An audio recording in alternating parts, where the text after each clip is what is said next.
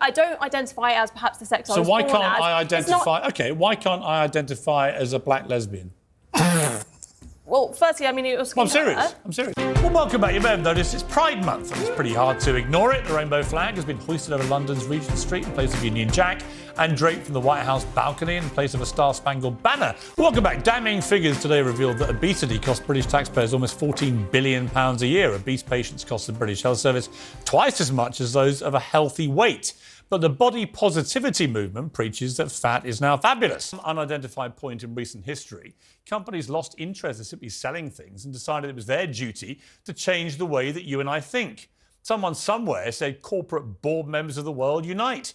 And suddenly the people who sell you fizzy drinks and credit cards were also telling you that Black Lives Matter, that Pride Month is more important than Christmas. You're personally to blame for climate change because of your filthy carbon footprint, and so on and so on. Piers Morgan is no stranger to controversy, especially when it comes to taking on woke activists and their ideologies. In this video, we'll explore 7 moments where Piers Morgan completely dismantled woke arguments with his signature wit, unapologetic style, and sharp reasoning. One of the most contentious issues Piers Morgan often discusses is gender identity. At its core, gender has long been understood as a binary concept based on biological distinctions, male and female. These definitions, grounded in biology, form the basis of much of our legal and societal frameworks.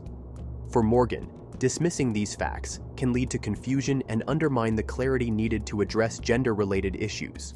2 people in Britain today who've been at the forefront of not saying what a woman is. One is Nicola Sturgeon, the ex-First Minister of Scotland, who lost her job because of this ridiculous farce of a rapist self-identifying. While self-identification is a fundamental right, Morgan raises important concerns about its broader implications. For instance, if anyone can declare themselves a man or woman without adhering to biological or medical criteria, what happens to the meaning of gender itself? He questions the impact of such a shift, particularly on women's spaces, where safety and fairness might be compromised. These scenarios, he argues, warrant careful consideration and nuanced discussion. As should all social or political gestures. We shouldn't be shaming or abusing any sports people, frankly, who don't want to participate in this kind of thing. Another hotly debated topic is the inclusion of transgender athletes in women's sports, a subject Morgan has tackled head-on. Biological males who transition often retain physical advantages, such as greater muscle mass and bone density, which can give them a competitive edge in female categories. Critics of this inclusion argue that it creates an uneven playing field, raising questions about the fairness and integrity of competition. They don't really care about LGBTQ or U. The only pride a lot of these corporations seem to have is in their quarterly earnings report. Well, football's governing body, FIFA, for example, is flying the rainbow flag at its headquarters a few months before it flies the game's superstars to the World Cup in Qatar. While Morgan has expressed respect for individuals who undergo full medical transitions, he believes distinctions should be made in sports to ensure fairness. He has voiced concern over those who identify as a particular gender without making any medical or physiological changes yet, seek inclusion in competitive spaces. This distinction, he argues, is vital to preserving the spirit of sportsmanship while respecting individual identity. We have a right to self-identify, and you said you want to... As what? If you would like to be a woman, you can identify as a woman. I don't know why there is such an issue around... We've literally just seen a male rapist use that scam to get himself put into a female prison where he could attack vulnerable women inside a female prison. The rise of woke culture has introduced some ideas that Morgan finds increasingly problematic. One such idea is the notion that people can identify as virtually anything they choose without limits. He points out that this trend risks trivializing the concept of identity itself, making it seem more like a personal whim than a deeply rooted part of an individual's experience. Such perspectives, he argues, dilute the struggles of those genuinely fighting for recognition. Morgan often critiques how these exaggerated individuals undermine the legitimacy of genuine social justice movements. When identity is treated as a free-for-all, it diminishes the significance of hard-fought battles for equality and inclusion. Activists who conflate real struggles with outlandish claims risk alienating the very communities they aim to support. People with you is really important, right? The moment it looks like it's just over the top, like it's everywhere you go is pride, pride, pride, pride, pride. Do we need to be that exuberant about it? Are you blaming gay people for that? I mean, No. it's our fault that companies... Honestly, I don't care what sexuality anybody is. I don't think most people do anymore. Activism is a cornerstone of democratic societies, but Morgan believes some modern protests have overstepped their bounds. For instance, disruptive demonstrations that block traffic, invade events, or target private individuals often alienate the public instead of winning their support. Such actions, he argues, can overshadow the valid points activists seek to make. Why are you so triggered by a flag? It's a rainbow flag. You mentioned Regent Street. I'm not triggered by a rainbow flag. I'm triggered by the fact that everywhere I go for a calendar month, everything has to be a rainbow flag. Well, I'm triggered that everywhere I go for the entire year, everything has to be straight. Why is straight everywhere? Where's my straight flag? Why am I constantly getting straight people? Where is my straight flag? Why are straight people holding hands in the street? When have you ever seen a straight flag? Why has Mickey Mouse got a girlfriend? Tell me one straight flag hanging right now anywhere in the world. Why are straight people pushing is the straight flag? Identity Where's the straight flag? Everywhere. Where's my straight flag? It's everywhere. It's never been a straight flag. You're a straight flag. Morgan is a staunch defender of free speech and believes disagreement is an essential component of meaningful dialogue. However, he is critical of a culture where differing opinions are met with hostility rather than debate. The inability to disagree respectfully, he contends, stifles progress and creates an environment where only one perspective can dominate. Welcome back. Damning figures today revealed that obesity costs British taxpayers almost £14 billion a year. Obese patients cost the British Health Service twice as much as those of a healthy weight.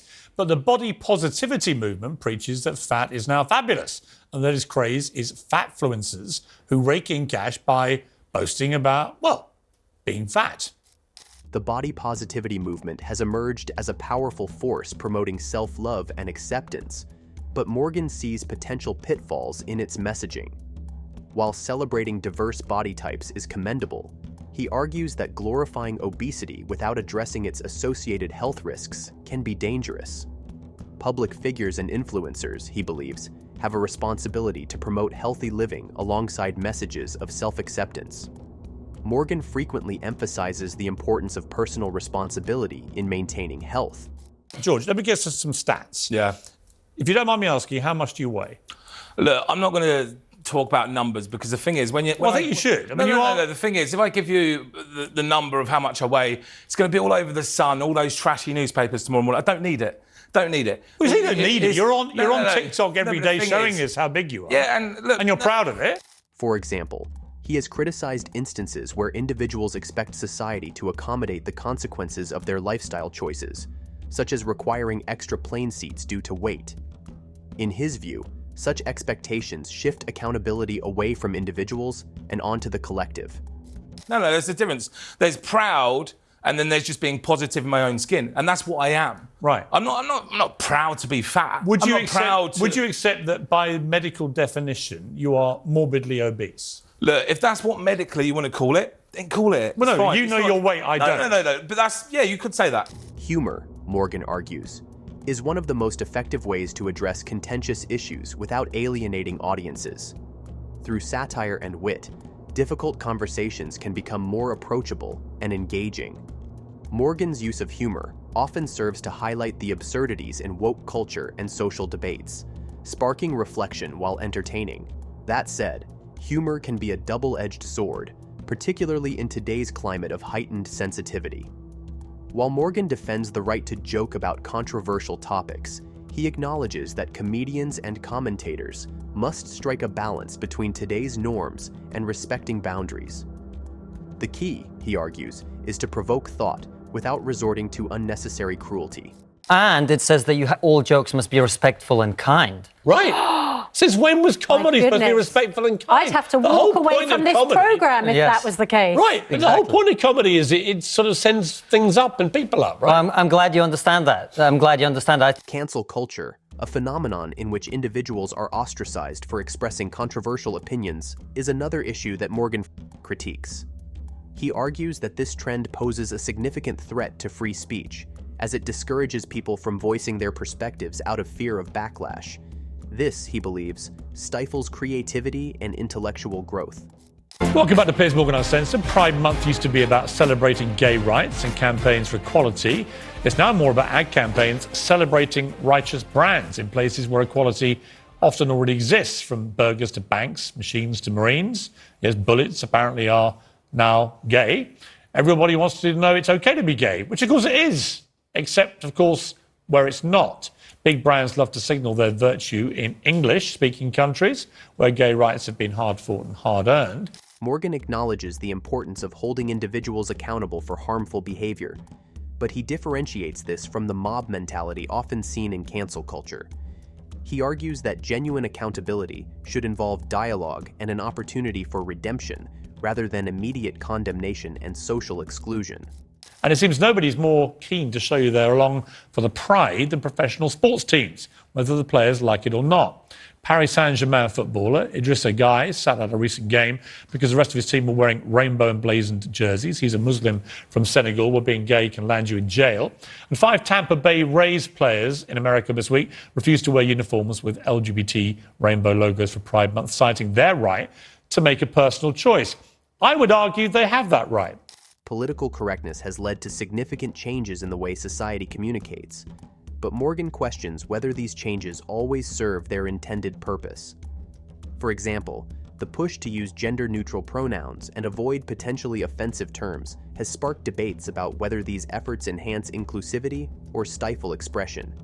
Morgan sees value in respectful language, but warns against taking these measures to extremes. Where's my straight flag? It's everywhere. It's never been a straight flag. You're a straight flag. Let me bring Tommy back, because this made me laugh. Demi Lovato has revealed she got tired of using they-them pronouns due to constantly having to educate people about it. While Morgan advocates for treating all individuals with respect, he also emphasizes the importance of realism in addressing social issues. He believes that overly cautious language can hinder honest conversations, making it harder to tackle the root causes of inequality and discrimination. For him, the challenge lies in finding a balance between respect and honesty.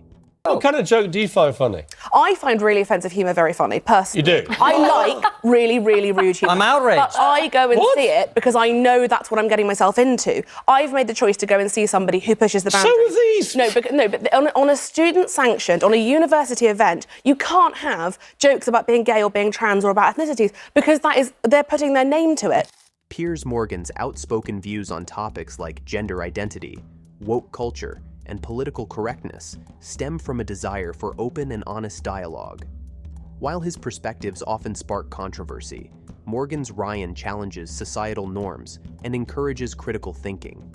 What does it take for society to navigate its most complex challenges with clarity and mutual understanding? Could it be fostering rational discourse, embracing diverse perspectives, and confronting uncomfortable narratives? Let us know your thoughts in the comments, and remember to like, subscribe, and join us for more honest conversations.